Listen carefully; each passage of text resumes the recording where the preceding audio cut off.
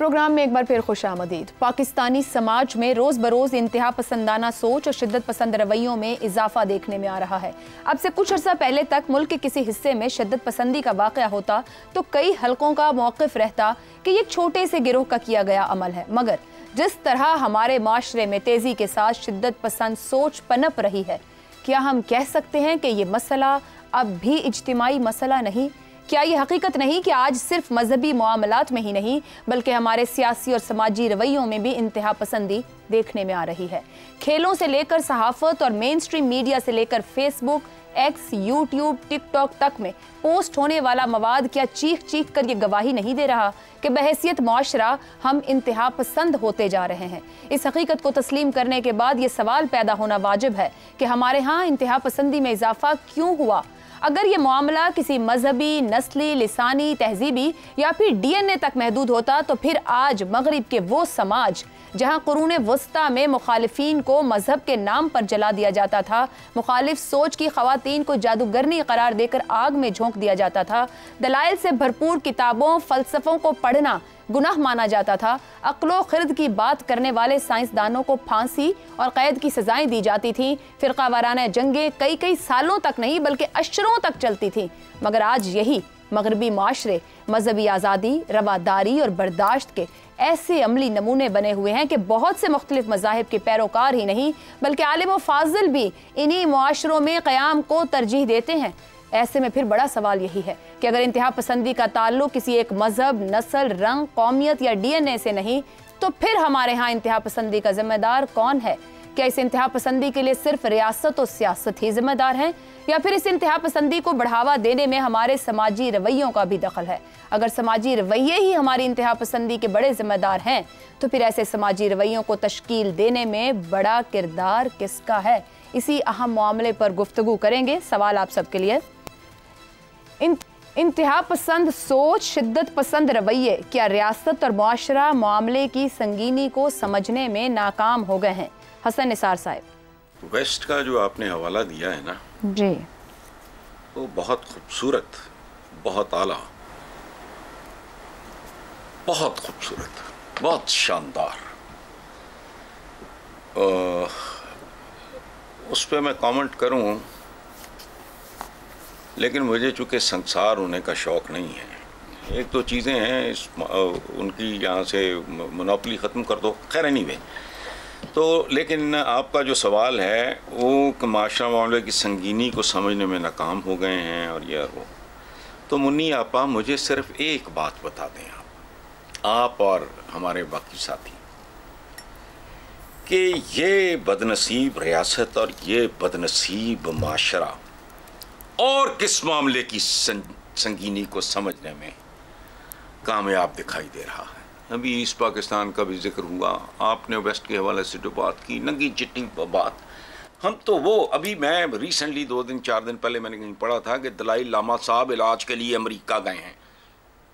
वो हमारा लामा, उनका दलाई लामा, अमेरिका, बेरावी का शिकार भी वही। बहुत गंद बिक रहा है यहाँ और कोई रोकने वाला नहीं।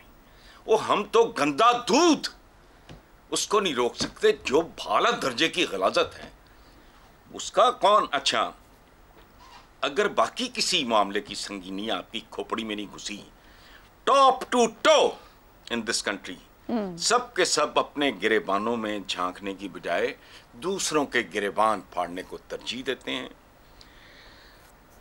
खुद पे इस्लाम के अलिफ का नफाज नहीं है, खुद पे, दूसरों पे नाफिज करने के पीछे जहालत, मिलावट, ये जो भाषणों के अंदर जो गलाजत, जहालत और जाती एहसास जुर्म।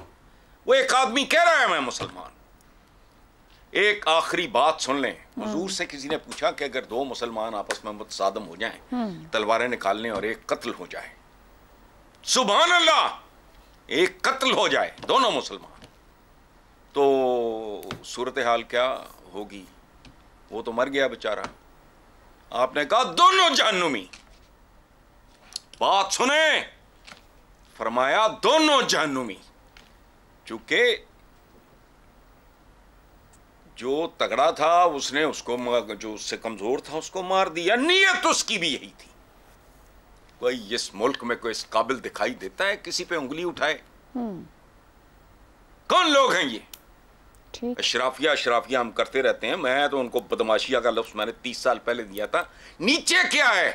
गंदे गलीज लोग, जिन लोगों ने ये हरकत की है, जाओ जाके उनके बारे में सर्वे करो, वो करते क्या हैं, उनका उनके मोहल्लों में, गलियों में उनका स्टेटस क्या है। स्टेटस से मुराद मेरी वो नहीं है, उनकी वजह शोहरत क्या है? दुरुस्त, कुछ भी नहीं। ठीक है इफ्तिखार साहब, ये जिन हम रवैयों और सोच की बात कर रहे हैं, सियासी, तहजीबी, समाजी, जिम्मेदार कौन है? क्योंकि सरगोधा से सवात और सवात वाले दिन एक शख्स ने वालिदा और बहनें और टैक्सी में सफ़र करते शख्स ने मुसाफिर को, मतलब है कोई आखिर नहीं है किसी बात की। कहाँ किसको किस वक्त गुस्सा आए और कौन ना बचे। देखो, बहुत बुरी बात है जब वो दो भाई मारे गए थे ना, मुगीस और मुनीब, और जिस अंदाज में और जिस ढंग में मारे गए थे, और फिर जो मुकदमा चला और उससे जो नतीजा नहीं निकला। फिर एक नौजवान जो बहुत पढ़ा लिखा था KPK में, मशाल यूसुफ से, मशाल को जब जिस तरीके से मारा गया और वो मुकदमा चला और उसमें के लोग भी बच गए। फिर जिस तरीके से आपने एक बाहर से आए हुए शख्स को सियालकोट में श्रीलंकन को लिंच कर दिया, फिर आपने मियाँ चन्नू में ये हरकत कर दी, फिर आपने अभी पिछले दिनों सवात में हरकत कर दी। वो हम कौन हैं, क्या कर रहे हैं, किसके लिए कर रहे हैं? आपने कैथोलिक और प्रोटेस्टेंट्स के दरमियान जो इख्तलाफ राय था, उनकी सोच का, फ़िक्र का, उसका जितना खुल के इजहार किया है, मैं ख्वाहिश करूँगा कि पाकिस्तान की नौजवान नस्ल उसको पढ़े, उस इख्तलाफात को जानने की कोशिश करे और कोशिश करे कि फिर वो कौमें उन इख्तलाफात से बाहर कैसे निकली, कैसे ये तय हुआ कि जो फैसला है वो कौन करेगा, फैसले की कुव्वत किसके पास होगी। ये उनकी बहुत कुर्बानियों के बाद हुआ था ना। इस पे किताबें मौजूद हैं, किताबें लिखी गई हैं, हकीकत पर मबनी हैं। और ये मेरे लोग जो दोस्त मेरी बातें सुन रहे हैं, जो बैरून मुल्क रहते हैं, वो उन महलों और गलियों में से गुजरते हैं जहाँ पे ये वाक़यात हुए हैं।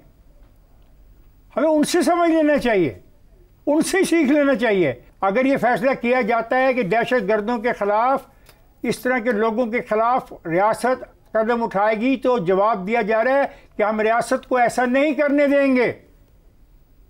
तो फिर सोच लीजिए कि हम किधर को जाने वाले। ठीक है आज़ाद साहब, यह जो हमारे समाजी रवैये हैं, इनकी तश्कील का बड़ा जिम्मेदार फिर कौन है?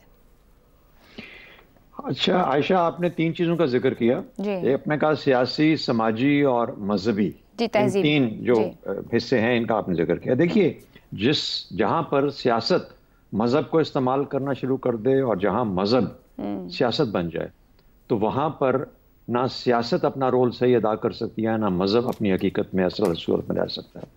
सबसे बड़ा मसला आता है समाजी चीज़ों के अंदर। और समाज कब तनज़ली की तरफ जाता है? हम तनज़ली की तरफ जा क्या रहे? हम वहाँ पे गढ़ों में गिर चुके हैं तनज़ली के। तो हम कैसे वहाँ पहुँचे, ये बुनियादी सवाल है। मेरी नज़र के अंदर जब हमने कानून की अमलदारी ख़त्म कर दी इस मुल्क के अंदर से, कानून को मानना बंद कर दिया, कानून से ऊपर और मावरा चीज़ें शुरू हो गई और ऐसी ताकतें और कुव्वतें पैदा हो गई या ऐसे इन्फ्लुएंसेस पैदा हो गए जो कि कानून से ऊपर थे, उस वक्त माशरा जो है उसके अंदर कानून की अमलदारी ख़त्म हो चुकी। जब ख़त्म हो गई कानून की अमलदारी, तो फिर लोगों ने विजिलेंटिज्म का रास्ता इख्तियार किया। लोग क्यों खुद ये अमल करते हैं, क्यों कानून का रास्ता इख्तियार नहीं करते? क्योंकि कानून या उनकी नज़र में है ही नहीं, एग्जिस्ट नहीं करता, और दूसरा है तो बिल्कुल एक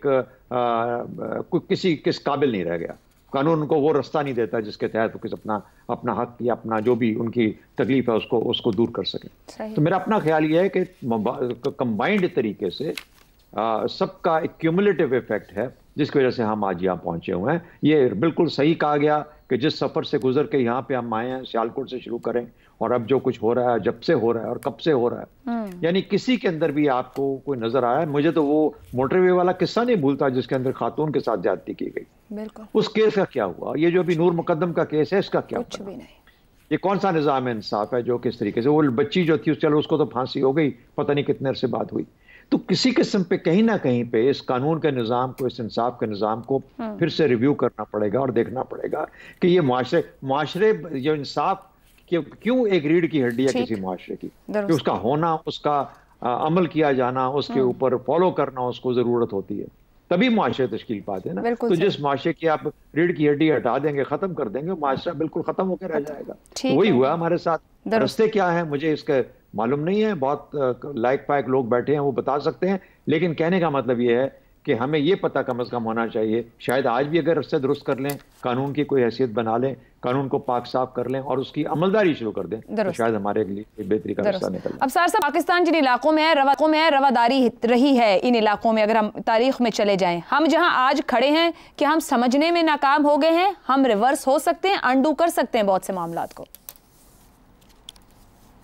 हम खड़े नहीं होंगे तो अंडू कैसे होगा? ये बात आपकी ठीक है कि इन इलाकों में रवादारी बहुत थी, इस बात मैं बचपन से जाता रहा हूँ और मैं हैरान हो गया था। कलाम में स्कूल के ऊपर डेट लिखी हुई थी, 1902 या 1904 का वो बना हुआ स्कूल था, 125 साल पहले। तो वहाँ तालीम पहुँची हुई थी, बहुत ही रवादारी थी इस माशरे में। और लेकिन अब क्या हुआ है आपके सामने है, और इसकी वजह है, अगर हम रेत में सर दबाएँगे, किसी ने शायद पहले भी कहा है, तो फिर तो कुछ नहीं हल है ना। देखें, पिछले 10-12 साल से इस मुल्क में बाकायदा कोशिश करके लोगों के जहनों में इंतहा पसंदी ड्रिल की गई, उनको नफ़रत करना सिखाया गया, जहर भरा गया। एक वो हमारे शेख रशीद साहब हैं, अभी फिर टीवी चैनल्स पे उनको बार बार लाया जा रहा है। क्यों लाया जा रहा है? मैं एक सियासतदान नहीं, बहुत सारे सियासतदान हैं, खान साहब भी उन्हीं में शामिल हैं। कितना लोगों को जलसों में उनका मार दो, गिरा दो, जला दो, तशद्दुद पे उकसाते रहे, लोगों का जहन साजी कर दी कि जी हर चीज़ का इलाज है तशद्दुद, मॉब लिंचिंग, फौरी इंसाफ, ऐसे मिलेगा। वो लोगों का जहन बन गया, और ऐसा जहन बन गया है कि ज़रा सी बात ही नहीं कोई बर्दाश्त हो रही, और ना ही कुरान के उस पे चाहते हैं, ना ही हदीस पे चाहते हैं। अब सर साहब, क्या माशरती नाइंसाफ़ी हमें रवादारी और बर्दाश्त से दूर ले गई? नहीं, ये एक आस्पेक्ट है, ये सिर्फ सारा आस्पेक्ट नहीं है। मैं बहुत गरीब माशरों में रवादारी, और जो आप जिस माशरे की बात कर रहे हैं वो गरीब माशरा था, उसमें सवात में भी गुर्बत बहुत थी, लेकिन रवादारी थी। रवादारी का गुर्बत से कोई ताल्लुक नहीं है, नीयत से ताल्लुक है। भरे पेटों की गंदी नीयत वाले लोगों ने इस मुल्क के लोगों के जहनों में नफरत और जहर भरी है, जो अब बाहर निकल रही है। मैं आपको एक रिसेंट एग्जाम्पल दे देता हूँ, उसमें कोई ऐसी बात नहीं है, लेकिन इंतहा पसंदी आप सोचें और खौफ देखें कि मदर मिल्क बैंक एक बना, सूरह बकरा की आयत 233 है, जिसमें ये सारा इसका निज़ाम के बारे में बात कर दी गई है। लेकिन उसके बावजूद पहले एक फतवा आया, मुफ्ती तकी उस्मानी साहब ही की मैंने तर्जमा और उनका भी तफसीर और कुरान का पढ़ा हुआ है, उसमें भी यही आयत का तर्जमा है 233 का, जो बाकी कुरान की तर्जमे और तफसीर में है। लेकिन एक फतवा दे दिया पहले कि हाँ हो सकता है जायज़, कुछ अरसे बाद कोई प्रेशर आया कहीं से तो फतवा दे दिया कि नहीं हो सकता। ऐसा फतवा हम डिब्बे के दूध पे नहीं देखा हमने कभी। तो जब हम अपने ही इतने छोटे छोटे और वाज़े अहकामात ही को सही तरह आगे नहीं लेके चलेंगे, और अब ना उन लोगों को, कुछ लोगों को तो ये जो सवात के लोग हैं, आपके ख्याल में इन्होंने कुरान पढ़ा हुआ है, उनको तर्जमे का पता है, बस मॉब उसमें चल पड़ते हैं और वो मॉब को सिखाया गया है।